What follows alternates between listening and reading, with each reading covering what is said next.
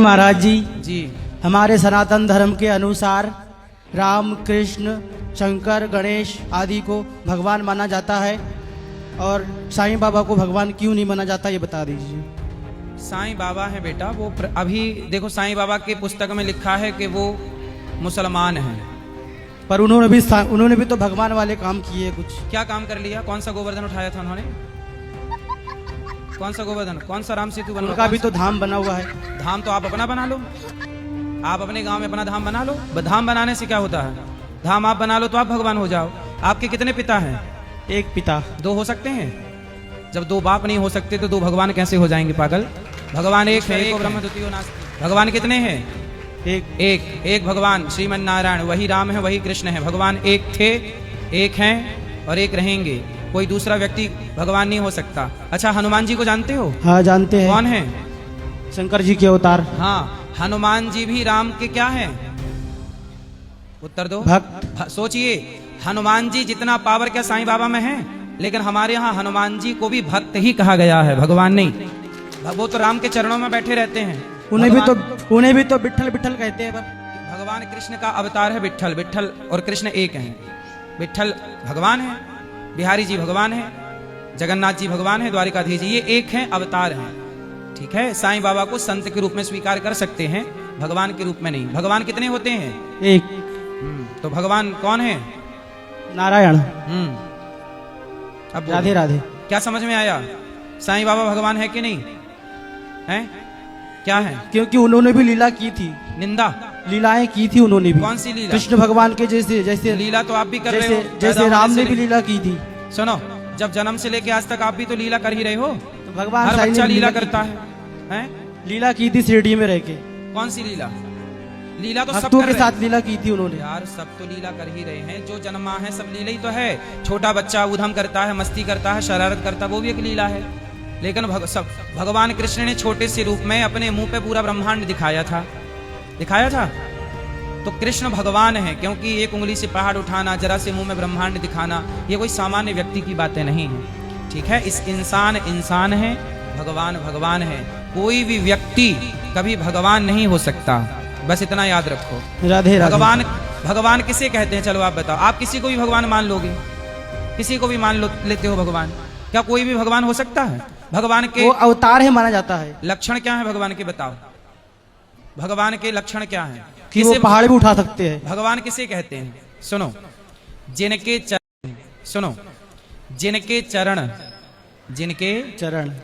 चरण लक्ष्मी जी दबाती हों, केवल उन्हीं को भगवान कहते हैं।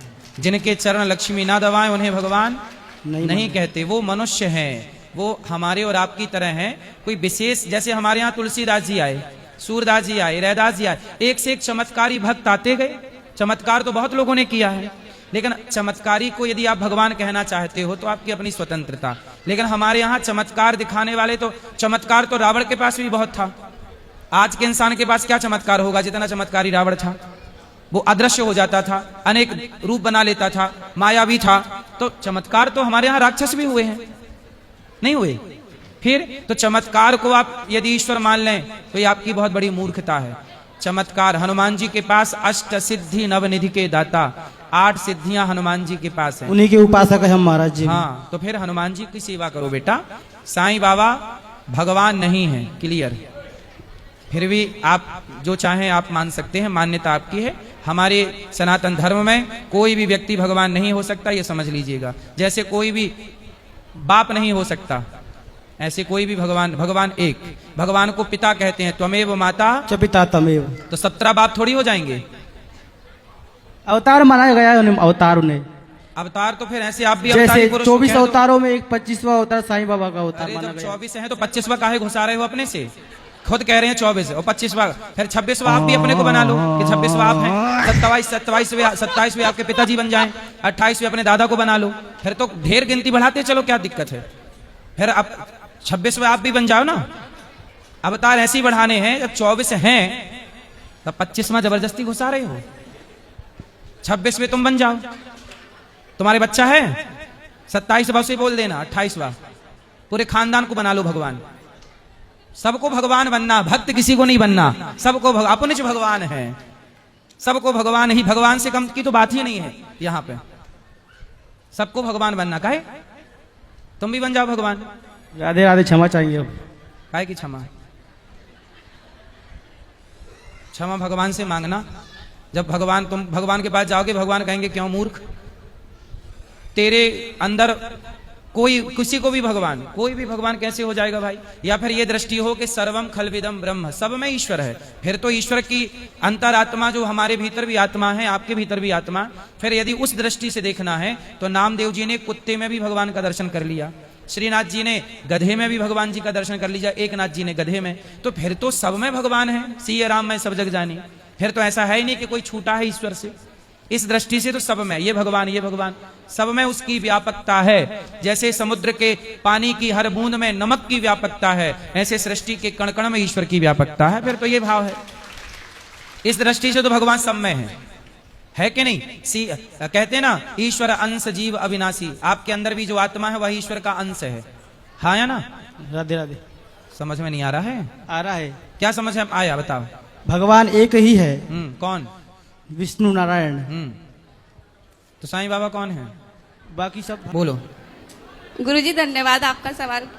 सर आप गुरुजी आपके चरणों में दंडवत प्रणाम। आज मैं जैसे वृंदावन के लिए आई, तो जैसे वृंदावन में घुसी तो मैंने मन ही मन में बोला कि वृंदावन बिहारी लाल की जय। तो वैसे मेरे शरीर से एकदम रोंगटे खड़े हो गए। और मैं जब भी संतों की बात सुनती हूँ, भागवत सुनती हूँ, तो एकदम रोंगटे खड़े हो जाते हैं और अभी भी मेरे हो रहे हैं अंदर से। और जब मैं अभी बिहार जी के दर्शन करके आई तो मैंने उनको देखा तो अचानक से ऐसा आंसू आने लगे मेरे अंदर से। ऐसा कभी नहीं हुआ मेरे साथ। तो अच्छा मैं समझ में नहीं आया कि क्यों। ये प्रेम है, ये प्रभु से प्रेम है जो होना चाहिए। और गुरुजी एक और सवाल, मैं आपकी भागवतों का बहुत धन्यवाद देती हूँ, क्योंकि इतना आप लोगों ने हमें सिखाया है। जब से हम आपसे कनेक्ट हुए हैं 2 साल से, इतना आज तक कभी स्कूल में नहीं सिखाया कि स्कूल में सिखाते हैं कि केवल डॉक्टर बनो, इंजीनियर बनो, लेकिन कभी इतना नहीं सिखाया कि अच्छा इंसान बनो, ताकि लोगों की मदद कर सको, पिता की मदद कर सको। जब भी लोगों को देखती हूँ सड़क पे तो बहुत आंखों में आंसू आते हैं कि इंसान डॉक्टर बनते हैं, सब लोग बनते हैं, लेकिन किसी की मदद करने के लिए अच्छा इंसान नहीं बनना चाहते हैं।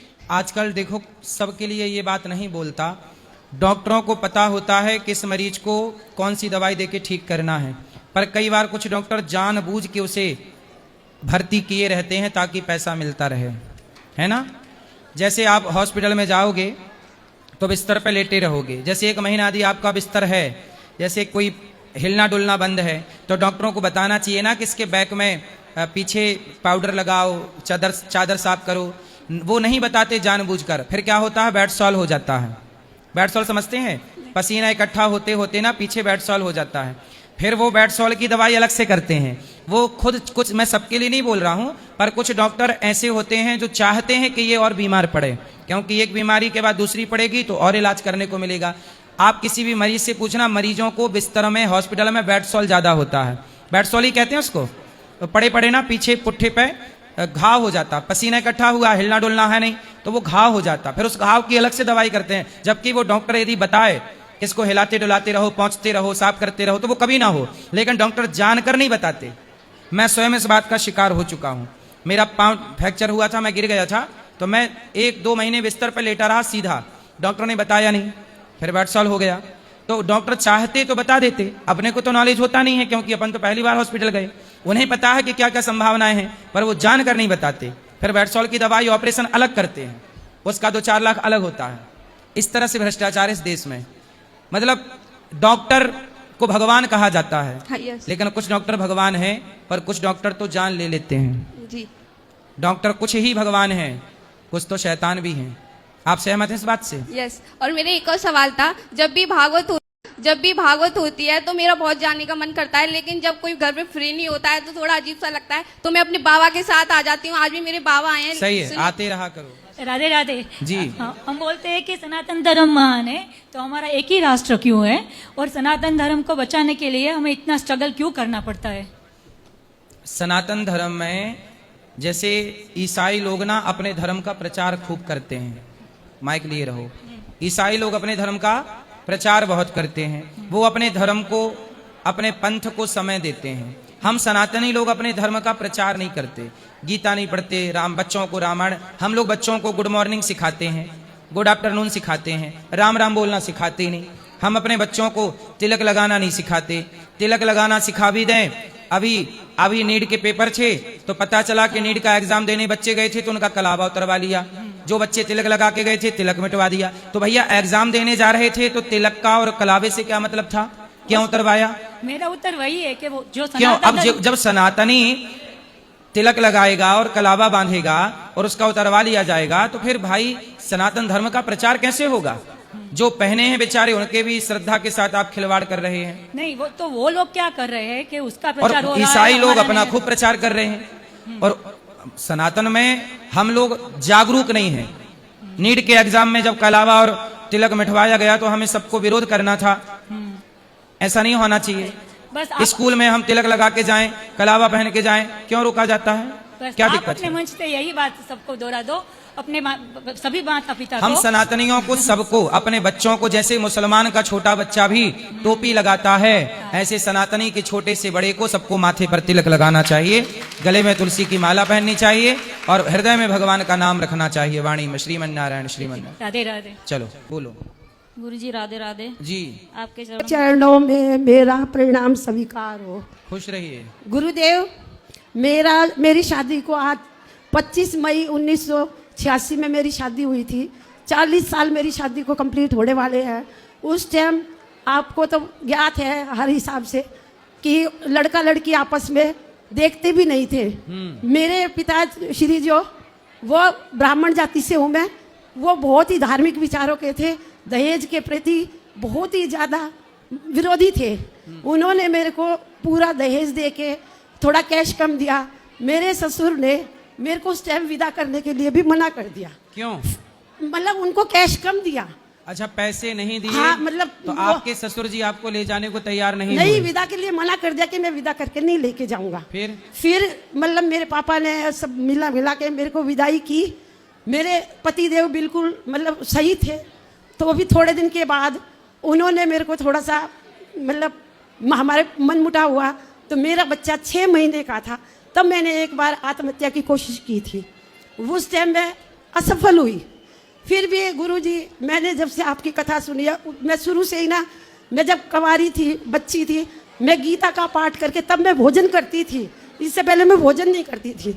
फिर मेरा प्रश्न ये है कि गुरुदेव, मैंने आज तक सत्य पर चलते हुए आपके चरणों का वंदन करते हुए कह रही हूँ, सत्य पर चलते हुए मैंने कोई भी गलत काम नहीं किया। फिर भी मेरे को, मैं हर जगह से मेरे को ना क्या करूं, मतलब कलंक लगाया मेरे को। किसने कलंक लगाया? सुनो, मेरे भाई जो थे, मेरे 4 भाई है। एक भाई ने मेरे को कहा कि मेरी बहन हिस्सा मांग रही है। मेरे पापा का गुड़गांव में प्लाट था, जबकि गुरुजी मैंने कभी भी उसमें मतलब मन से कभी भी मैंने वो नहीं किया। हिस्सा नहीं मांगा? नहीं गुरुजी, तो फिर कौन बोल रहा है झूठ ही? नहीं, मेरे भाई ने मतलब मेरे को कलंकित तो किया। आपने भाई को बोलना था। मैंने कब बोला? झूठ क्यों बोल रहा है? मैंने कहा उसको, अब देखो झूठ के तो कोई हाथ पैर नहीं होते सही है, गुरुदेव, सही है। आप भी मत जानते हो। फिर उसके बाद मेरे बच्चे हुए। मैंने अपने बच्चे की शादी की गुरुजी। शादी करने के बाद मेरी बहू आई। मैंने बहू को, अब गुरुजी आप दोनों पक्ष सुनोगे तभी कहोगे। हो सकता है भाई वो प्रभु जानते हैं कि मैं कितनी झूठ बोल रही हूँ, कितना सच बोल रही हूँ। तो बहू अच्छी नहीं है? नहीं, बहू अच्छी थी। देखो सुनो तो, फिर एक दिन, अब जैसे कोई बात हो ही जाती है सास बहू की, आप भी जानते हो। प्रश्न क्या है मेरे से पूछना क्या है? मेरा प्रश्न ये है गुरुजी कि मैंने जिसके साथ भी सही किया उसने ही मेरे को कलंकित किया। ये बहू आपकी अच्छी नहीं है? नहीं, मेरी बहू मतलब कुल मिला के आज के उसको देखते हुए सही है। मैं ये नहीं कह रही कि मेरी बहू गलत तो है। आपकी बहू आई कितने साल हो गए शादी मेरी की? बहू को 2011 में मैंने शादी की थी। और आपके 16 साल। ससुर जी ने कितना दहेज मांगा था? नहीं, वो दहेज की डिमांड नहीं हुई थी। नहीं, आपने कहा ना कि गुरुजी, पैसे मतलब दहेज, मतलब वो जैसे फ्रिज, टीवी, कूलर ये सब दिया था, कैश कम दिया था। हाँ, तो कैश कितना मांग रहे थे? वही तो मांगा नहीं था गुरुजी उन्होंने, पर उनको कम दिया था। फिर मेरे ताऊ जी ने सबने बैठा के, फिर बाद में कितना दिया? बाद में जितना मेरी शादी में खर्च हुआ था, हाँ। लड़के वालों की तरफ से बारात का कितना दिया था टोटल उस जमाने में? गुरुजी इतना तो मेरे को मालूम नहीं, मैं क्या बताऊं। फिर भी लगभग? अब वो तो मेरे बड़े भैया बैठे, आपसे मिले थे अभी, वो जो अभी है ना यही बैठे हुए मेरे बड़े ठीक है। अब देखो, आप सबके साथ अच्छा करती हैं, आपके साथ बुरा होता है, ये आपका सवाल है। आपने जीवन में कभी कोई गलत काम नहीं किया, फिर भी आपके साथ बुरा होता है, यही आपका सवाल है ना? हाँ, सुनो मैया, ऐसा है कि आम का पेड़ देखो सबको फल देता है, लेकिन लोग उसे क्या देते हैं? पत्थर, लाठियां फेंकते हैं ना उसकी ओर। माइक दे दो ना राहुल उनको। पत्थर फेंकते हैं उसकी ओर। इसलिए आप जो अच्छा होता है ना उसी की ओर उंगलियां भी खड़ी होती हैं, जो बुरा है उसकी तरफ उंगलियां कौन खड़ा करेगा? इसलिए आप अच्छे हैं, अच्छे ही रहिएगा। जो सबके साथ अच्छा करते हैं ना, भगवान उनके साथ अच्छा करते हैं, भगवान उनके साथ बुरा नहीं होने देते। गुरुदेव संसार बुरा करे तो करने दो, पर गुरुदेव- भगवान आपके साथ हैं। गुरुदेव इसी बात- आपका बेटा अच्छा है कि नहीं? गुरुदेव अब मैं क्या कहूँ, कलयुग के हिसाब से आपके पति और आपके बेटा दोनों में कौन अच्छा है? मेरे पति आए हुए हैं, मेरे भैया ये खड़े हुए हैं। और आपके पति अच्छे हैं? हाँ अब ठीक है। अब ठीक है, पहले अच्छे नहीं थे? नहीं पहले शुरुआत में तो गुरुजी थोड़ा नशा वशा करते थे शुरू पहले में। क्या नशा करते थे? शराब पीते थे। अब नहीं पीते? और 2 आपका? साल हो गए। हाँ अच्छा है। अब आपके बेटा? बेटा तो सर्विस करता है। तो बेटा आपका ख्याल नहीं रखता? गुरुजी बेटा तो मैं क्या बताऊँ, मैं कितने बेटे हैं आपके? एक बेटा है एक बेटी है। तो बेटी अच्छी है? दोनों ही अच्छे। गुरुजी देखो अभी ना मेरे दामाद की वो हो गई थी पोस्टिंग लेह लद्दाख, तो वो बच्चों को वहां लेके नहीं जा सकते थे। ससुराल में उसके वैसे प्रॉब्लम थी कि बच्चे वो एयरफोर्स में थे ना, ठीक तो है। वहां उसके पर स्कूल- आप चिंता ना करना, अब बिहारी जी सब अच्छा करेंगे। औरों को थोड़ा थोड़ा मौका दो ताकि सबसे बातें सुने, सबकी बातें हों। खुश राधे रहिए। राधे गुरुजी। जी। आप कैसे हैं? कृपा है। जी मेरा नाम काजल राजपाल है, मैं रीवा एमपी से आई हूँ। मेरा आपसे बहुत सरल स्वभाव से एक बस प्रश्न है कि मैं वर्तमान में सरकारी नौकरी की तैयारी कर रही हूँ और मेरे घर वालों को कहना है कि अब मेरी शादी की उम्र हो गई है तो मुझे विवाह कर लेना चाहिए। पर मेरा प्रश्न ये है कि मैं विवाह करूँ कि सरकारी नौकरी की तैयारी में लगी रहूँ या इसे हासिल करने के कितने बाद? वर्ष की हैं आप? सर 27 महाराज जी 27। तो अब विवाह कर लेना चाहिए आपको। विवाह कर लो, नौकरी तो लग ही जाएगी। जी आप पढ़ाई भी करते रहना, अपनी तैयारी भी करते रहना, जी क्योंकि विवाह का समय है। अभी तक तो हो जाना चाहिए था। 25 साल तक तो हो ही जाना चाहिए। जी जी, धन्यवाद। आप थोड़ा लेट हो गए हैं 2 वर्ष।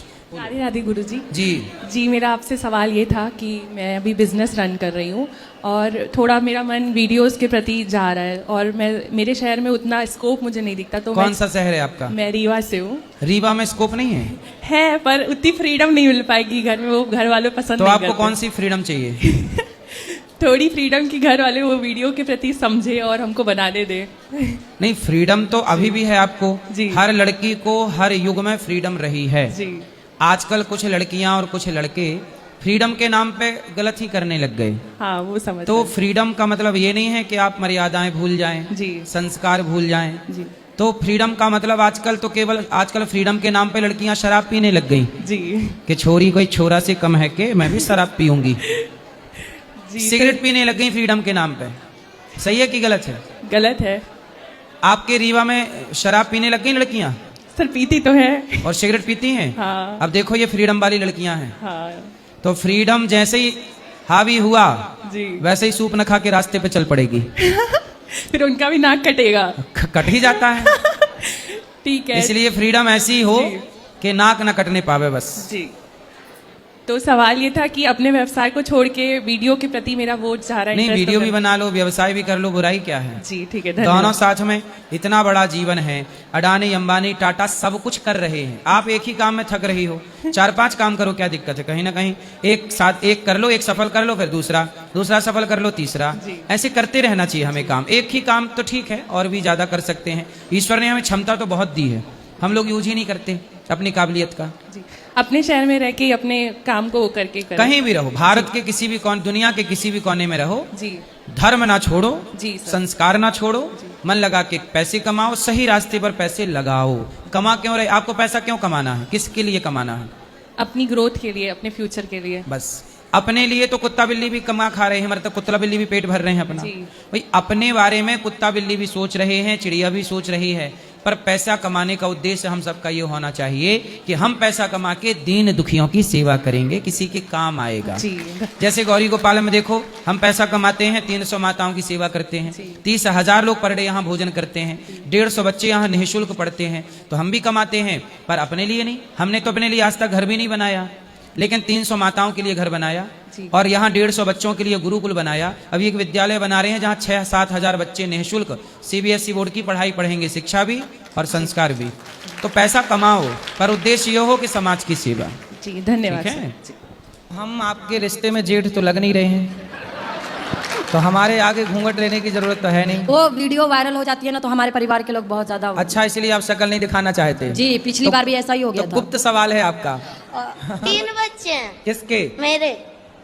अरे तो 3 बच्चे कहाँ हैं? 2 घर पे है, 1 मेरे पास है। तो 2 अभी घर पे हैं, तो आप भाग जाओगी तो वो तीसरा ब्याह ना कर लेगा? हम कहाँ भागेंगे, हम तो कमाएंगे खाएंगे। अरे आप तो यहाँ कमाओगी खाओगी, वो वहाँ थोड़ी रहेगा। कर लेने दो, मुझे वो नहीं कितने चाहिए। साल वो का है? जाएंगे फिर वो मारेगा। जी। कितने खा जाती हो रोज? 2। और मुर्गी जी। कितनी खा जाती हो रोज? बताओ। 3-4 पीस। तो आपको मछली, मुर्गी और अंडा में सबसे अच्छा क्या लगता है? सब अच्छा लगता है। और दाल रोटी अच्छी लगती है? लगती है। आपकी उंगलियां कितनी हैं? 5। एक हाथ में 5, दोनों हाथ में कितनी हुई? 10। एक हमें दे दो काट के, उसको भी हम पका के देखेंगे कैसी लगती है, खवाएंगे खाने वालों को। दे दोगी आप? नहीं। दर्द होगा ना यदि कटेगी? जी। कोई जबरदस्ती आपको पकड़े और आपकी उंगली काट ले, आपको दर्द होगा? होगा। तो आप क्यों नहीं उसके दर्द को, उसकी पीड़ा को समझती हो? वीडियो अच्छी लगी हो तो like, subscribe, share, comment and hype करना ना भूलिएगा। तो मिलते हैं ऐसे ही अगले ब्लॉग में। राधे राधे, जय श्री राम।